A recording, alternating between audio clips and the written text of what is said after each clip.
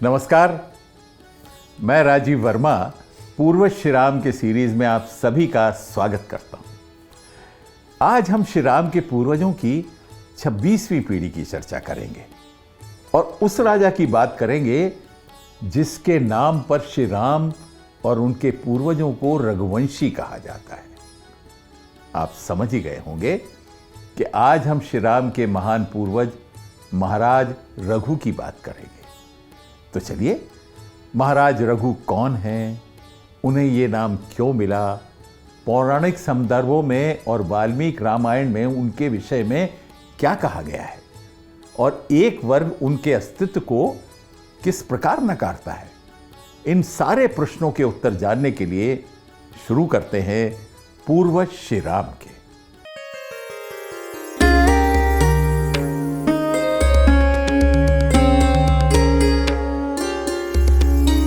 राष्ट्र के रक्षक हैं वो, विश्व के वो पथ प्रदर्शक, सत्य जिनके है धरोहर, सूर्य के हैं वो उपासक। गंगा है वो, सिंधु है वो, वही तो जम्बू द्वीप है, सगर रघु दशरथ है वो, वही तो राजा दिलीप है। निर्माता भारत वर्ष के, शासक अयोध्या धाम के, इक्ष्वाकु सूर्यवंशी, पूर्वज श्री राम के, श्री राम के, श्री राम के, पूर्वज श्री राम के।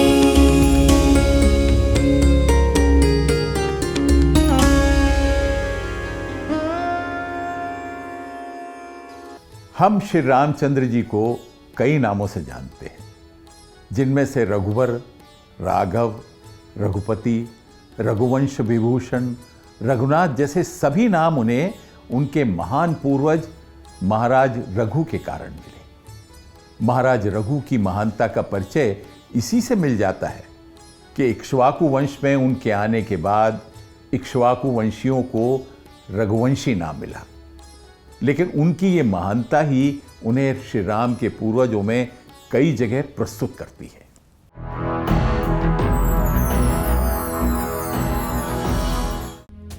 महाराज रघु के बारे में जानने के लिए जब हम वाल्मीकि रामायण, पौराणिक ग्रंथ महाभारत और संस्कृत साहित्य की ओर जाते हैं तो देखते हैं कि प्रत्येक पीढ़ी स्वयं को महाराज रघु से जोड़ना चाहती है।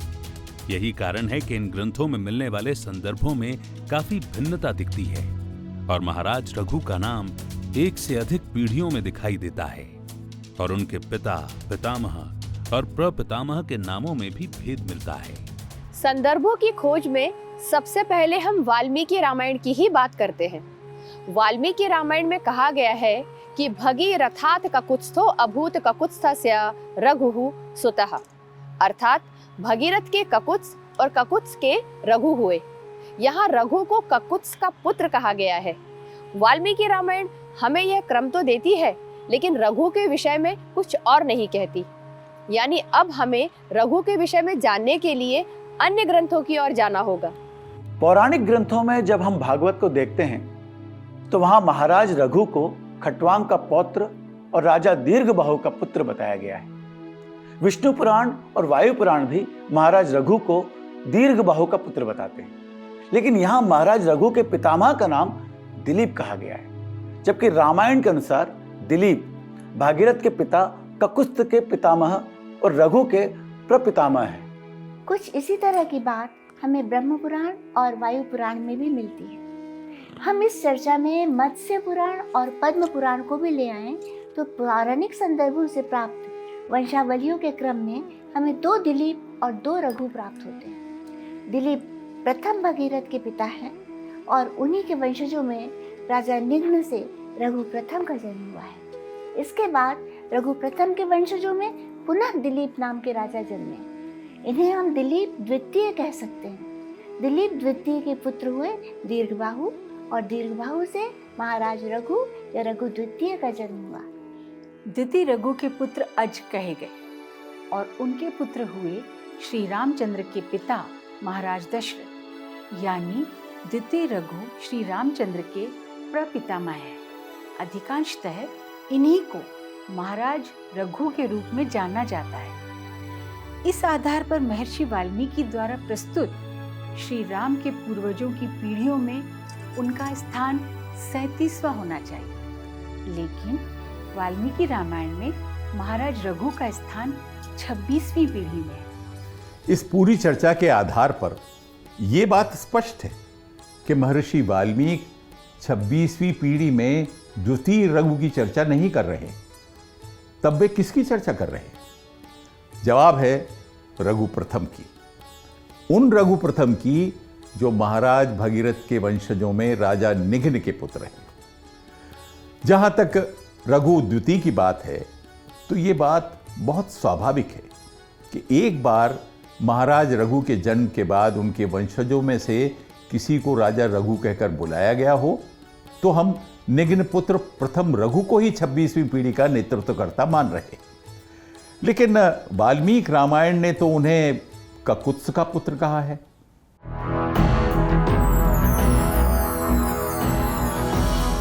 पौराणिक संदर्भों में महाराजा दिलीप के पुत्र भगीरथ और महाराजा रघु के बीच श्रुत, नाभाग, अम्बरीश, सिंधुद्वीप, अयोताजित, ऋतुपर्ण, सुदास, सौदास, कलमाशपाद, सर्वेकर्मा, अनरथ और निघ्न जैसे राजाओं के नाम दिए गए हैं। लेकिन वाल्मीकि रामायण में इन सभी नामों को ककुत्स कहकर भगीरथ और महाराज रघु के बीच केवल एक पीढ़ी की दूरी रखी गई है। संभव है कि महर्षि वाल्मीकि ने कई नामों को अलग अलग ना लिखकर महाराज भगीरथ और महाराज रघु के बीच की पीढ़ियों को काकुत्स अर्थात ककुत्स के वंशज कहा हो और समय के साथ काकुत्स ककुत्स बन गया हो। वैसे इस परंपरा में एक कदम आगे जाकर रघुवंशम के लेखक महाकवि कालिदास ने तो महाराज दिलीप और महाराज रघु के बीच से भगीरथ का नाम भी हटाकर महाराज रघु को दिलीप का पुत्र बता दिया है। उनका कहना है कि महाराज रघु राजा दिलीप की संतान हैं, जो उन्हें गौ माता नंदिनी के आशीर्वाद से प्राप्त हुए हैं। बीच की पीढ़ियों के लोप का कारण क्या रहा, यह समझना कठिन है, लेकिन हम इतना तो मान ही सकते हैं कि श्री राम के पूर्वजों में महाराज दिलीप और भगीरथ के बाद महाराज रघु ने सर्वाधिक प्रसिद्धि पाई। यही कारण रहा कि महर्षि वाल्मीकि और महाकवि कालिदास दोनों ने ही उन राजाओं की चर्चा नहीं की जो महाराज रघु और महाराज दिलीप के बीच की पीढ़ियों में आए। लघु रघुबरम में कहा गया है कि निज कुल विरुदमदिश दधपति रहरति रघुकुल मिति गुणलसति धरणी भृति। सूर्य वंश में महाराज रघु के जन्म के पश्चात स्वयं सूर्य नारायण ने अपने कुल को रघुकुल कहकर सम्मान दिया और तभी से सूर्य कुल का नाम रघुकुल पड़ गया। महाराज रघु के विषय में उनके जन्म के समय से ही कई ऐसी बातें होने लगी थी जो सांकेतिक रूप से उन्हें एक महान राजा स्थापित कर रही थी। इन सभी बातों का और उस समय का वर्णन महाकवि कालिदास ने रघुवंशम में किया है। वैसे वहां महाराज रघु राजा दिलीप और सुदक्षिणा के पुत्र के रूप में प्रस्तुत हैं, जो पीढ़ी के क्रमानुसार उचित नहीं लगता, लेकिन उनके विषय में जो कुछ कहा गया है वो पूर्णतः सत्य प्रतीत होता है। महाकवि कालिदास द्वारा रचित रघुवंशम में महाराज रघु के जन्म का बहुत सुंदर वर्णन है। उसके अनुसार महर्षि वशिष्ठ और गौ माता नंदिनी के आशीर्वाद से महाराज दिलीप की पत्नी सुदक्षिणा ने गर्भ धारण किया। उनके शरीर में गर्भ लक्षण प्रकट होने से राजा दिलीप अत्यंत प्रसन्न हुए। अब वे सुदक्षिणा के स्वास्थ्य का अत्यधिक ध्यान रखते और पूर्ण प्रयास करते कि सुदक्षिणा की कोई भी इच्छा अपूर्ण न रहे। गर्भधारण के दूसरे मास में पुंसवन नामक संस्कार किया गया और चतुर्वैद्यों द्वारा गर्भ का पोषण किए जाने पर 10वें मास में शुभ मुहूर्त में माता सुदक्षिणा ने पुत्र को जन्म दिया। ऐसा वर्णन आता है कि बालक के जन्म के समय चारों दिशाएं निर्मल हो गईं। शीतल मंद सुगंध वाली वायु बहने लगी। अग्नि दक्षिण दिशा की ओर घूमकर हवन की सामग्री को ग्रहण करने लगी। इस प्रकार से सभी अच्छे अच्छे शगुन होने लगे। कालिदास लिखते हैं, इन शगुनों का होना उचित भी था, क्योंकि ऐसे महापुरुषों का जन्म संसार के हित के लिए ही होता है और ये शगुन उसका संकेत थे। पुत्र जन्म का उत्तम समाचार लेकर जब अंतःपुर का सेवक राजा दिलीप के पास पहुंचा तो वे इतने प्रसन्न थे कि अपना सब कुछ उसे देने को तैयार थे। उन्होंने ऐसा किया भी और अपना राज्य चिन्ह छोड़कर सभी आभूषण सेवक को दान कर दिए। जब राजा बालक के सम्मुख पहुंचे तो उसे एकटक देखते हुए ऐसे थम गए जैसे हवा न बहने वाले स्थान पर कमल स्थिर हो जाता है। कालिदास कहते हैं कि वे बाहर से स्थिर थे, लेकिन अंदर से उनके हृदय में आनंद का ज्वार ठीक वैसे ही उठ रहा था जैसे चंद्रमा को देखकर महासागर में ज्वार उठता है। इधर गुरु वशिष्ठ को जब यह शुभ समाचार मिला तो वे भी तपोवन से शीघ्र महल पहुंचे। उन्होंने तेजस्वी बालक का जातकर्म संस्कार किया। राजा दिलीप का यह बालक संसार का कल्याण करने वाला था।